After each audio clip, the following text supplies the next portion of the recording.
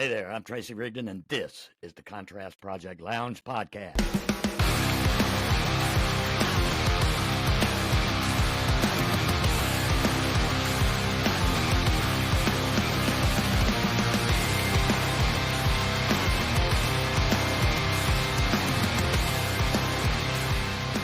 Often random, but always relevant, always real, and practically nothing is off limits. This podcast is for you. Are you ready for this? Let's do it. Welcome back to the show, guys. I want to thank each and every one of you for being here. Remember, you can find us on Facebook, Instagram, Twitter, X, Threads, and YouTube. Don't forget to like, share, comment, and smash all of those subscribe buttons. Joining me today is the lovely Miss Kelli Suzanne. Kelli, how are you doing today? Thank you. Wonderfully. Well, I'm glad you were able to come back and join us today. Thank you so much. You're welcome. I love doing this. Of course you do. Listen, we wanted to talk a little bit about your artwork, and it's almost like kind of some of the stuff that, like we were talking just before, a lot of the closures and that kind of thing. But I was wondering about your artwork. Are you currently showing anywhere?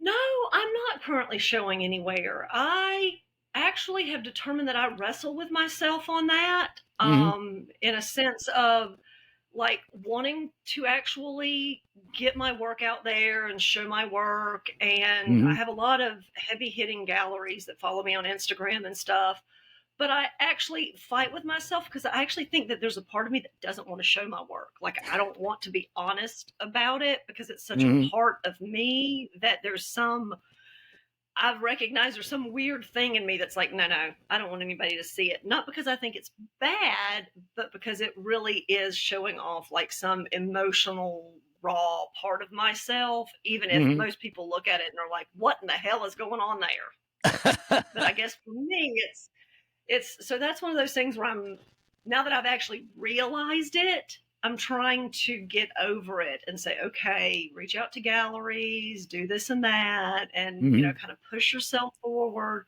but still recognizing that I do feel that way about it, that it is such a personal thing. And so many of those paintings were done at such different points in my life to where there was all of this emotion that was poured into it because of what I was going through and what I was feeling. So it really does become this thing that it's like, I almost don't want people to see it because it's kind of an emotionally raw, like I say, part of me, even if they're looking at it and be like, what in the fuck is that?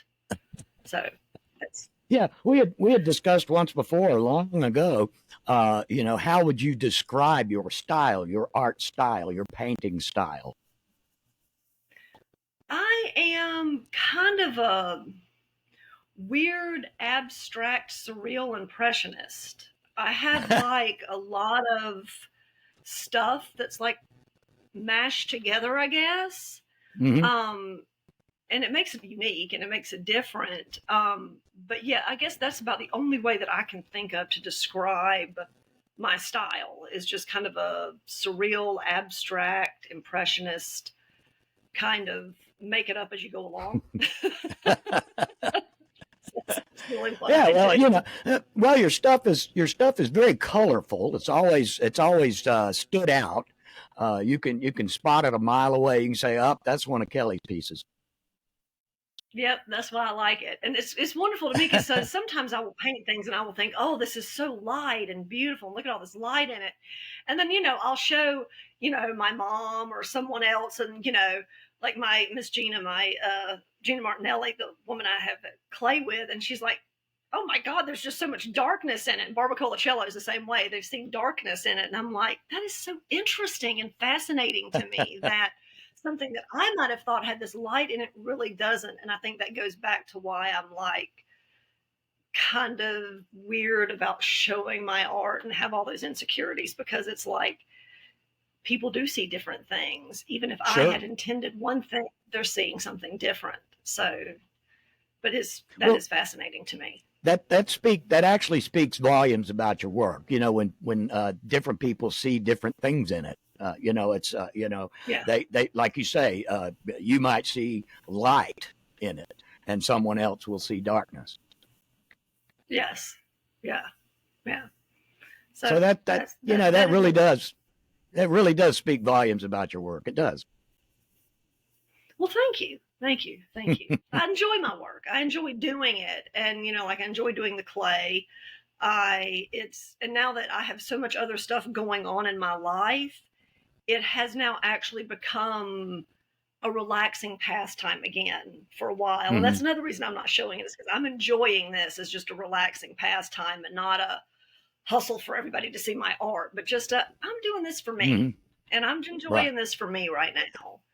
And so since I've got so many other irons in front of a blazing dumpster fire. Yeah, you're quite busy right now. You've recently started your own company, your own business. Yes, I have. I have Whiskey in a Teacup, and it's named for pretty much the grit of, to me, all women in general. We are strong like whiskey, and we are delicate like teacups.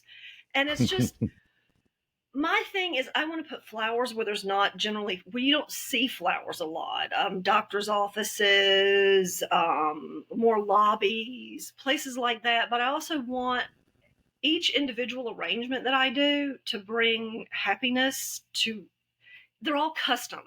They're all my each individual fingerprint and my aesthetic and my joy and my art and my everything. And then when I hear from customers that buy them how happy they were, especially one woman that was sick, she felt so terrible. And a friend of hers had bought it, and before I was even left, he was like texting me, "Thank you so much. She loves it."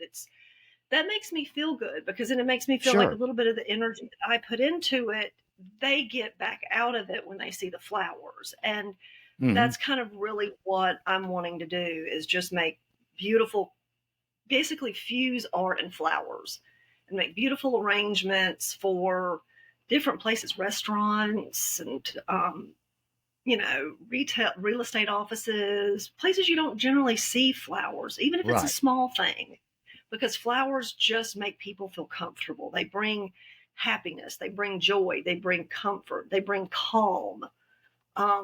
That's much the reason you see them at funerals, for that reason. So that's what I want to do, and bring that to wherever I possibly can. And that's kind of, I guess, my way too of showing my work without showing my art. Right. Here's these beautiful flowers. Y'all can look at these. So whereas I'm more nervous to show my actual paintings. So yeah, well, that's nice. Check it out. I'm online. Yep. I have a website, and we'll provide everybody with the links. Okay. Yep. Well, it is a nice touch when you go into an office or a restaurant.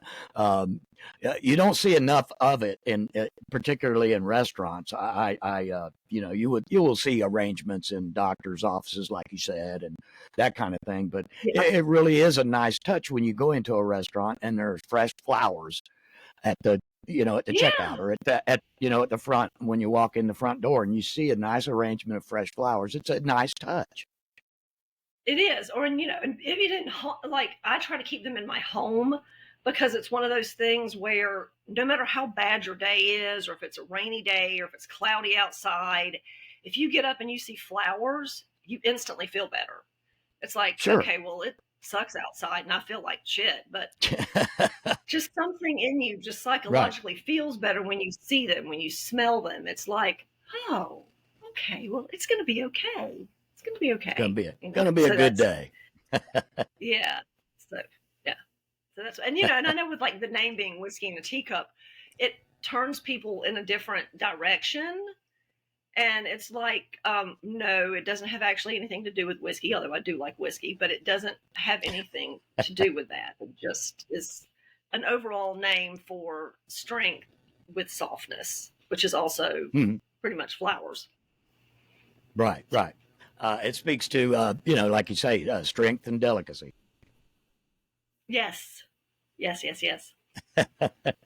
So, whiskey. What's your favorite? Good choice. My hands down favorite. Woodford Reserve is my hands down favorite. I like Blanton's. is really Mm-hmm. good, but after the pandemic, the price of it shot up ridiculous to where it's Mm-hmm. almost you can't afford blends. It's like up there with Pappy now. Pappy is delicious. Makers is good. Angel Envy, that's one of my favorites now. Mm-hmm. That's a new one that I've tried out. But Woodford Reserve is always my go-to. That is my favorite bourbon, hands down. From the time I tried it, that's yeah. That's if somebody said what bourbon should I buy, Woodford Reserve. Yeah, yeah, yeah.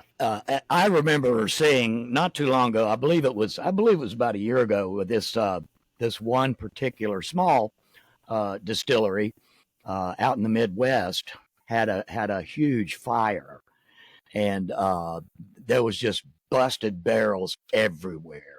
It was just it was one of those heartbreaking. It was one of those heartbreaking scenes because a lot of this stuff, a lot of these barrels were stacked up in this distillery for like 12 years. Really A aged long stuff, time. Yeah, and those and barrels go all through of a it. lot of hands. Like they get shipped to Yep, Spain, and they get yep. used for brandy, or they get used for French wine sometimes, and then they get Hmm. shipped back over, and they're like recycled and reused. And then the bourbon barrels, when the bourbon barrels are Right. empty, they send the bourbon barrels over to Spain or France sometime, and it's just a continual. So yeah, that's really sad because there's like history in each one of those barrels. Sure, sure. Heartbreaking. There, uh, uh, and it's a little different, but uh, kind of the same thing happens with the Tabasco company, McElhaney. They do the same thing with their barrels. The same thing. They age those peppers in those things, and then they reuse the barrels.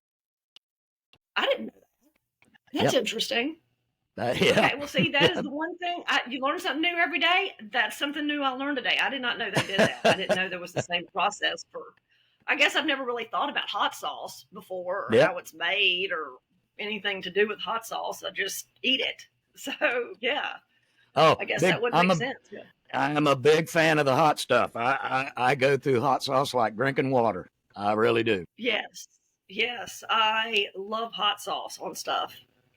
I love hot sauce on stuff. So yeah, there's a that there's a kind of got. I know and people say, "Well, you're gonna burn your belly out." I'm like, nah, not gonna happen. There's a good friend of mine I used to work with. He actually was the director of the Central Florida Zoo down in Sanford, and he moved down there uh, to open up his own hot sauce shop in downtown Sanford.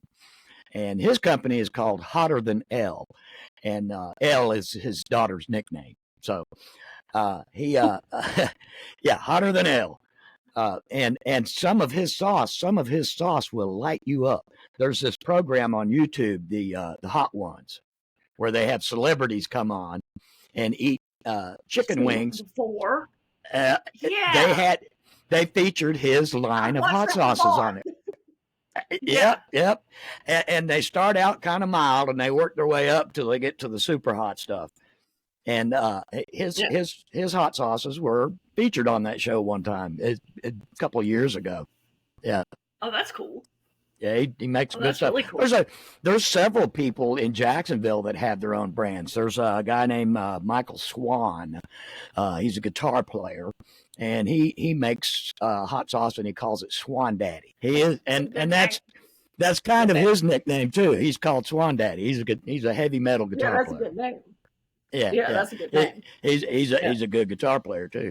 I will yeah. also say that the guy that I worked with, Dino Ferry is his name, and he still works occasionally at the zoo, but his main passion is going around.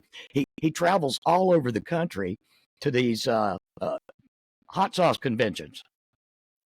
Up until a couple of years ago, I didn't know there was such a thing. Neither. Hot sauce I never knew conventions about it. all over the Okay, place. that's different. He just went to one in San Francisco. He's been to Texas, Washington, New York, Boston. I mean, they have these things all over the country. So it's a whole big thing. It's a whole thing. Hot sauces.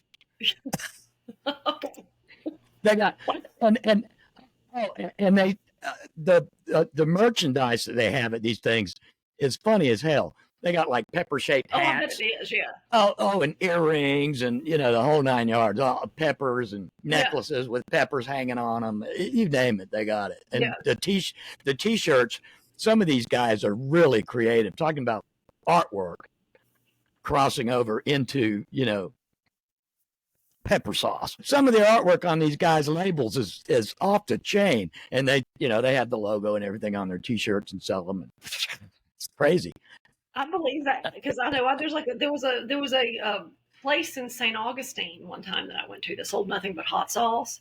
Oh yeah, so, some of the labeling was like, these people are really creative with some of the stuff they come up with. This is very interesting. Yeah. And some of them are in those little. Some of them are hot sauce convention. Yeah, and some of them are in those. They look like whiskey bottles.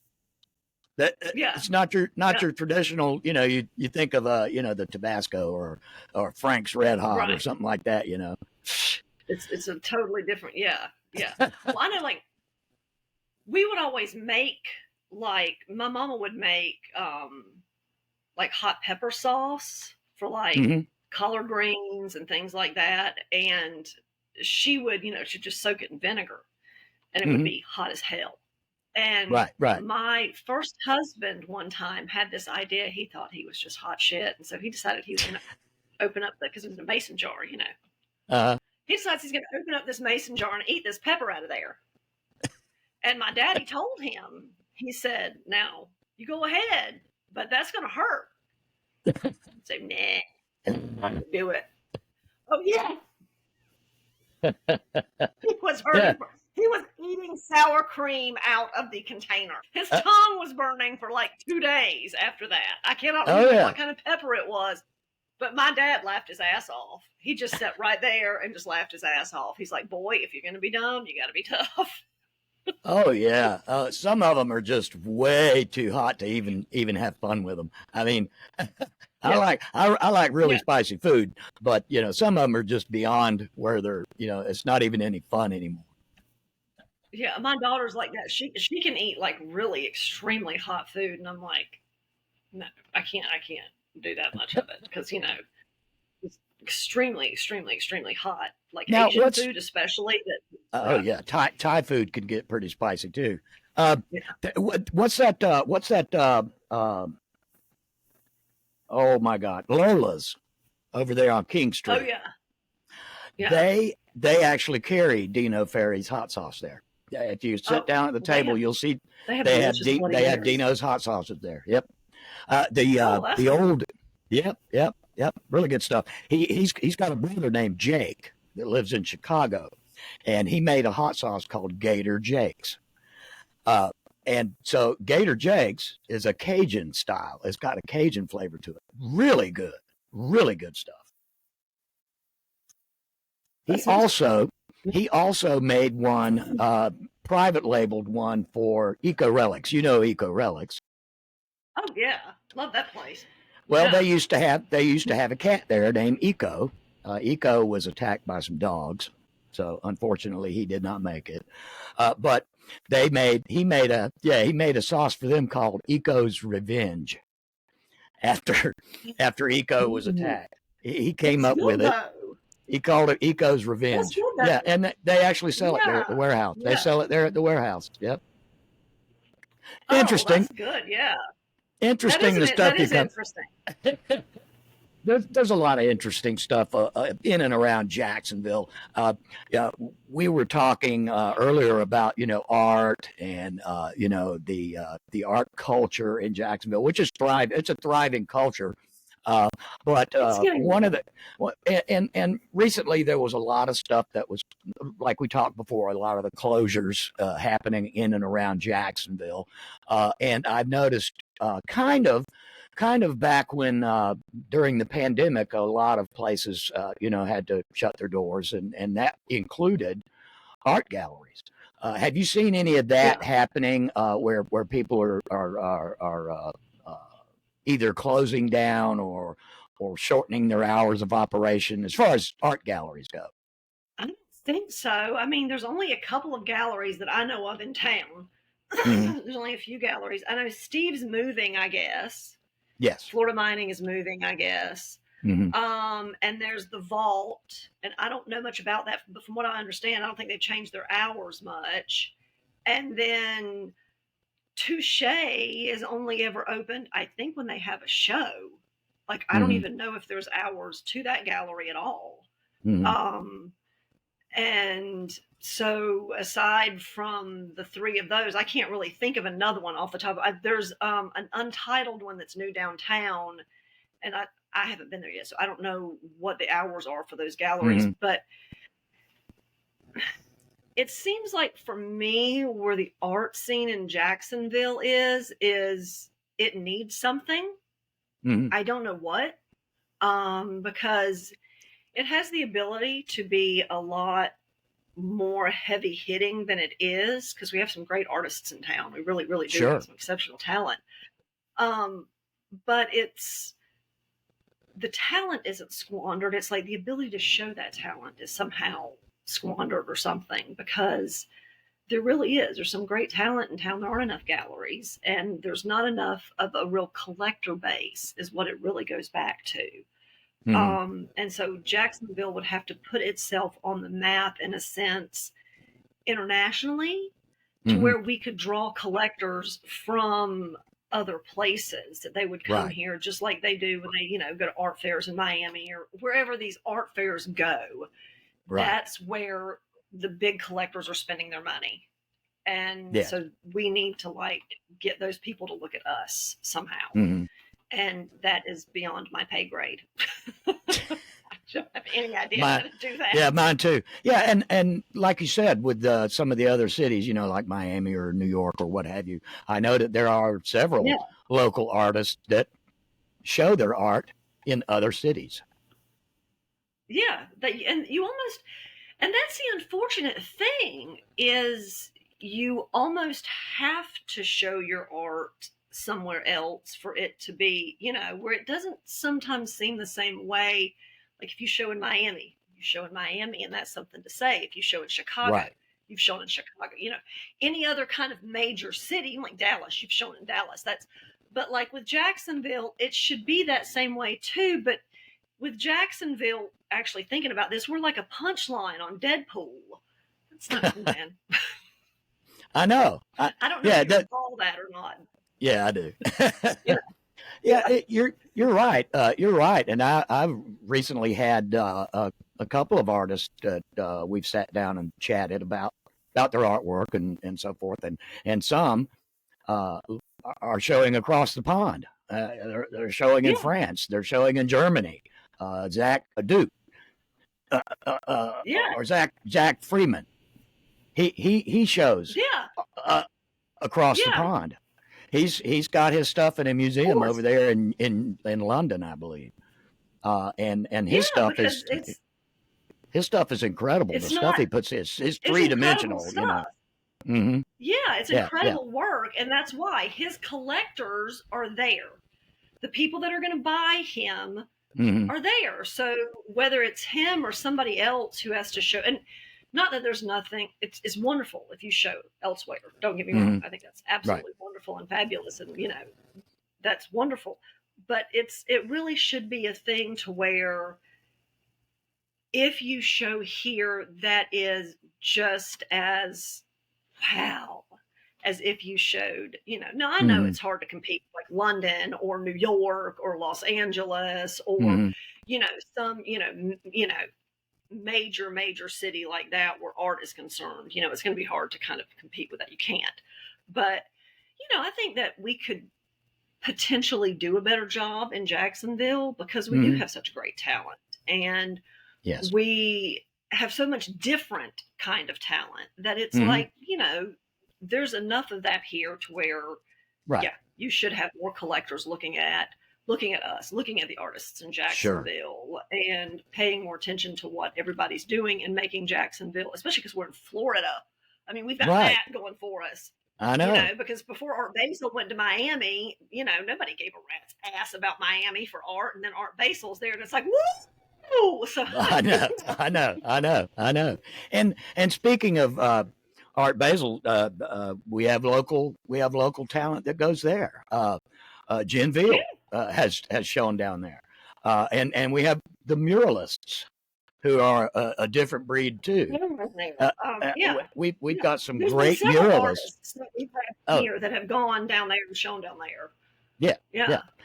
And the muralists that we have here, I remember several years ago when a couple of murals were put up, downtown and in and around the downtown area, and yet they didn't use local artists. And I know that a lot of the local muralists, that rubbed them the wrong way.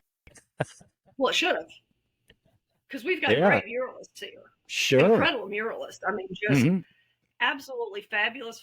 Yeah, the murals that some of the artists have done in Jacksonville that are local artists are just absolutely wonderful. Like, I literally am in awe of them. I'm like, how in the hell did they do that? I know. Like, they've tried to explain it to me. Like Keith Doles before has been like, okay, will you do that? And I'm like, yeah, I'm not going to paint murals. Y'all are wonderful, and I love what y'all do, and that's what y'all do. Right. What I do. I don't know. I don't know how. People be like, "Oh, you can do it," and I'm like, "I know what my gifts are. I'm good with them. That's not one of my gifts, and I'm good." I don't know how they do it. The side of a building. I don't know how they. I don't know how they're able to scale like that. I just, I'm in awe when I watch them when they start. From the start to the finished product, I'm like, how in the heck did they do that? It really is interesting because it really is. They have all these like weird like symbols and all these weird things like drawn up there, and you're like, that's going to turn into something. That's going to look like something. I don't know what yet, but that's good, and it does, and it looks absolutely amazing, especially the ones with like the 3D kind of look to them. It's like, wow. So that's impressive. I love the mural work that's in town. And I love the mural work that the Jacksonville guys do. It's really good. And we have, really some of them have turned it into a commercial enterprise. They've been able to. Them. Yes. They've like MJ Henson, for instance. She's her artwork that is, that you would hang on your wall is impressive in and of itself. But she's also taken the step forward as a muralist, and it's quite the commercial business she has going. That's wonderful. To me, anybody who can make money, especially if you can make a living off of art, even if you're not rolling in cash or anything like that, but you're literally paying your bills off of your art, you've made it. I mean, you have really done something that so many other people can't do or try to do and can't do. So if you're paying your bills, hell, if you're paying one bill as far as I'm concerned, and it's coming from money that you made off art, that's literally something to be proud of in and of itself, because it's very, very difficult to get. And that's any art. That's whether you're painting, you're writing, you're a playwright, you're an actor, a dancer, whatever it is. That's art. Period. It's like, it really is. Art has to. Gina Martinelli, my clay teacher and an icon in town, she once said, she was like, art has to be a labor of love, because if it's not, it'll drive you crazy. It'll kill you. That's the truth. Yeah. It really will. It'll just about kill you if it's not a labor of love. So if you're making money off art, you're doing it right. You are doing it right. Whatever you're doing it right. One of your other passions that you talk about frequently is your figure modeling. Yep. I really enjoy figure modeling, and I am turning out to be, I don't know, I'm going to go on a limb here and say this, one of the most interesting models to work with. And I say that because, I've worked with a lot of the artists in town, and they're all fun to work with. And like when I work with Paul Ladnier, he paints me, and I'm always very, very comfortable. And it's fabulous to work with him because we get scotch afterwards. Oh, well, there you go. We have like a little food thing. Oh, yes. Yeah. There's like, like the artists bring food and there's scotch, and it's fabulous. But one of the times I had worked with Brett and Jeff, and it was at Cork, and Mm-hmm. there was a stage, like an artist stage, and Jeff Whipple had got this, on this little stage, but I had this little plastic stool, and it was like a cheap little plastic stool, and I had this kind of signature pose where I sit there in Indian style, kind of crisscrossed, and I was sitting on this stool on this higher up stage that was rather slicky. Now, mind you, I'm completely naked. Right. And the left leg breaks out from underneath it. Oh. So I just completely hit the damn ground. And I mean, it was packed with people. Just like it was one day when I guess every artist in town decided they wanted to go draw. And it wasn't even supposed to be me. It was supposed to be my friend Chloe. And she's like, hey, can you cover for me? I'm swamped. And I'm like, yeah, I need the money anyway. So sure, I'm there. And Kevin Arthur's like, are you going to be okay? I mean, everybody's face was just like, oh. And then the last time I saw Keith Doles, he's like, the last time I saw you was when you fell off that. I'm like, oh my God. And then right after that, one of the times after that, I worked for Pablo, and it was like, I was freezing. It was like right before Christmas when it was really cold, and it was at Burnett Park. And I'm just like, I'm going to just sit here and freeze to death. I'm going to freeze to death. And it was just massively uncomfortable.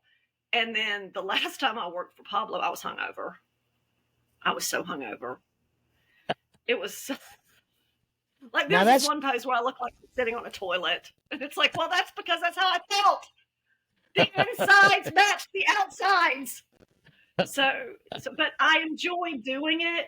However, yeah, it's becoming, it's never a dull moment. And then after I fell at Cork, Crystal Floyd found me later on, and she was like, are you okay? She's like, I would have bought you a drink or taken you to lunch or done something. She's like, that's a really bad look, Kelly. That's a really, like, yeah, fall on your ass butt naked in front of a whole room full of people. That's not really something I was like wanting to do. It wasn't like, if I could just fall on my ass butt naked in front of a whole bunch of people. Oh, yes. Well, that's got to take, that really does have to it takes a lot of stamina to sit in one pose, one position for hours. It does. Like when I've worked with like Brett or Jeff, or when I work with Pablo, it usually is smaller poses, and there's one long pose at the end. But every time I work for Paul Ladnier, it is one long pose the entire time. But he always makes it comfortable enough because, the difference is the other people are just drawing me, whereas his class, they are painting me. So it is one longer pose, but he always makes it so comfortable. And I've just learned to kind of compartmentalize, and I like just take myself away and make it to where I can, just like yoga breathing and stuff like that actually helps to have to be able to sit there. But I know after I leave him, when I leave a session with him, I always go for a long walk because I'm like, this has got to be hell on my circulatory system to just sit like that. Right. So I always take and go for a really long walk afterwards because it takes a lot of, and I've had people that are like, oh, I want to do that. I want to do that. And it's like, okay, well, go find your comfortable chair. Go find the most comfortable place you can sit and sit there and don't move for 5 minutes. Just do it for 5 minutes. And then if you can do it for 5 minutes, then do it for 10. And then if you can do it for 10, then see if you can do it for 50 and build yourself up to 20, because then if you can do it for 20, then you can do it. Because even if you can't sit for a long pose, if you can sit for 20 minutes at a time, then you can do it. But even when you're doing the longer ones, when you go back to that position, there's a point at the end when your whole body is like, fuck you. And just every muscle, everything in me. And when I first started doing it, though, my mama was like appalled by it. She was like, oh my God, Kelly, how are you going to find a good man? And I've actually had, because I'm single, I have actually had people not date me because of the fact that I'm naked. And it's like, there's nothing about, being naked and sex have nothing to do with each other, first Right. of all. And being a figure study model is almost clinical. It's uncomfortable. Mhm. Nobody's thinking of you like that. Nobody's looking at you like that. And you're just trying to think, Right. Lord, let me get through this, because you're doing it for the art. You're doing it for the extra money.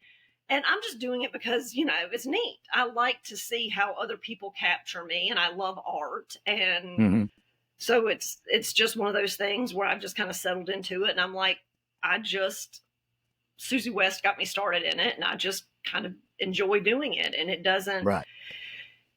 it doesn't bother me to sit like that. And it doesn't bother me to not have my clothes on, because it's been nothing but absolutely and completely professional.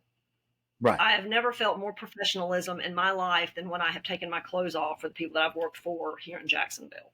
Right. Just massively. I mean, I've literally worked for people where I've had my clothes on and felt more and creeped out by bosses or colleagues or whoever, than whether it was, being photographed by Craig Monroe or any of the artists that I've worked for, anybody under that umbrella. It has been nothing but the utmost professionalism in every way you can ever state it. Just everything about the energy, the people, the everything, professional. So, yeah, That's good. and that makes it where it's like there's not.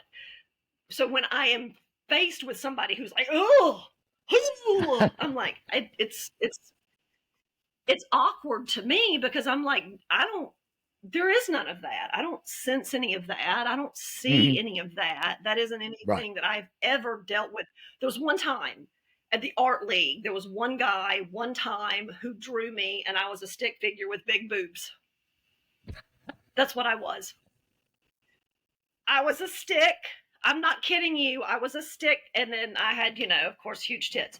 And that was what he drew. That was the only time that it was ever weird. And I don't know, 4 years now of doing this, 5 years, something like that. That was the only time that I ever had one guy that was like, this guy's different. Never seen him before. Sure enough, he was different. I'm an odd stick figure with some titties. And I'm like, yep, that's wrong. Yeah. I knew that was right. Right. Well, listen, Kelli, before we go, it's been a pleasure having you with us. Have you got any pearls of wisdom you'd like to share with us? No, just do you. Find what makes you happy, build a world and a life that makes you happy, and don't be afraid to do it. Because that's, anytime you ever hear anybody talk about anything, when people are at the end of their lives, they always regret what they didn't do. They never regret what they did do, no matter if they fell on their ass or not. Because if you fall on your ass, just get up. You're just going to, you don't have to stay there. You're grown. Stand up. So yeah, just build a life that makes you happy, and treasure the people that are in your life that love you and care about you, and honor those people, because those relationships mean everything. And that's that would be my pearls of wisdom. Build yourself a life for yourself that truly makes you happy and content. That's what I always told my kids when they were little. It was always like, I want you to be happy, that happy that is in your soul happy, not just a plastic kind of happy. And that's what I would say for everybody. Build a life that's going to give you that, because that's important, and that's all that matters. That's all that's all that truly matters is, so many people these days talk about self-love. That's a very important piece of the puzzle in building, a life that you're happy with. Yes, it is. It really is. And a very dear friend of mine, Tammy McKinley, before, it was a couple of years before, she's passed, she looked at me and she was like, Kelli, you need to decide the life that you want. What does Kelli Suzanne's life look like? It was right after I had gotten divorced from my husband. And she's like, what does that life look like? And I've held on to that. And so that's kind of the same advice I'm giving now. What life do you want? What do you want it to look like? And then build that life, and you'll lose some things and you'll gain some things. But at the end of it, yourself and the people who love you the most and care about you the most will be happy to see you happy, and they will be happy for Right. your happiness. And that's kind of how I look at everything. And that's kind of what I've told my children as well. Yeah. So very good. It has been a joy speaking with you today. You were going to go ahead. You were going to say something. Oh no, I was just going to say that's what I told my children. I have 4 of them, so right. I said it a lot, just over and over again. Over and over. Like I told you, they're here. They're in the other room. Right, right. I am holding back the video game noise. Oh, yeah, yeah. All right, all right. You just have a fabulous afternoon and, go about being you. Thank you. You too. And thank you for having me on. I liked it and I appreciated it. It's fun. Well, that's a wrap. Another fantastic episode of the podcast. You can find us on all the social media platforms, wherever you surf, Facebook, Instagram, Twitter X, Threads, wherever. Don't forget to like, share, and comment. And on our YouTube channel, don't forget to like, share, comment, and smash that subscribe button.